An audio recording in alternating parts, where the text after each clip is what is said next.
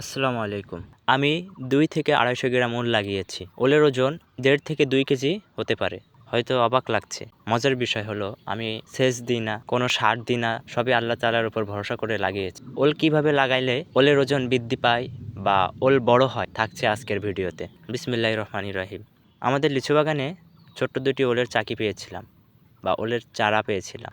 ওল ২টি সংগ্রহ করে আমাদের যে ওলের আবাদ বা চাষ করেছি ওখানে আমি লাগিয়ে দিব।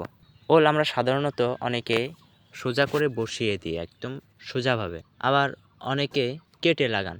আমি সাধারণত যে ওল দুটি পেয়েছিলাম আমাদের লিচু বাগানে, সেই ওল দুটো আমি তুলে নিয়ে এসেছি। আপনারা যে দেখুন, এই দুটো আমি আমার এই যে আবার ওল যেখানে চাষ করি এখানে পাশে আমার কিছু জায়গা আছে, এই জায়গা আমি কেটে দেবো। আমি বলছি যে ওলটা সর্বনিম্ন এটা ১.৫ থেকে ২ কেজি হতে পারে, আর এটা ১ কেজি থেকে ১.৫ কেজি হতে পারে।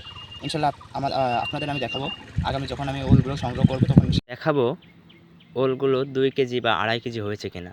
আসলে বাস্তব প্রমাণ করে ইনশাল্লাহ আমি দেখাবো পারে। কিন্তু আমি যেভাবে ওল লাগাই সাধারণত এই যে হালকা একটু কাট করে লাগাইলে ওলটা এই যে ওলের যে অংশটা, এই অংশটা যখন আপনি ওল সংগ্রহ করবেন তখন দেখবেন ওলের পাশে, মানে এই যে একটা ওল যখন আপনি সংগ্রহ করলেন কথার কথা, তখন দেখবেন এই যে পচা ওল বা যেটা লাগাইছেন এটার পাশে এরকম পচা ওল থাকবে ছোট্ট একটা। আর আপনি যদি এইভাবে লাগান তাহলে কী হবে, এই ওলটার নিচের দিকে অনেকে দেখবেন এই নিচের দিকে থাকে, ওই পচা ওল থাকে, তখন ওটা দেখতে খারাপ লাগে। বা আপনি যখন বাজারে ছেড়ে দেবেন তখন আসলে ক্রেতাদের চাহিদা কম হবে। যে যেভাবে পারেন আপনি সেটা লাগান। কিন্তু আমি আমার ব্যক্তিগতভাবে যেটা আমি লাগাই সেটা দেখাচ্ছি। আমি যে কাট করে লাগাই, সবই ওল কাট করে লাগাই, যে একটা যে এটাও সেমভাবে কাট করে লাগাই।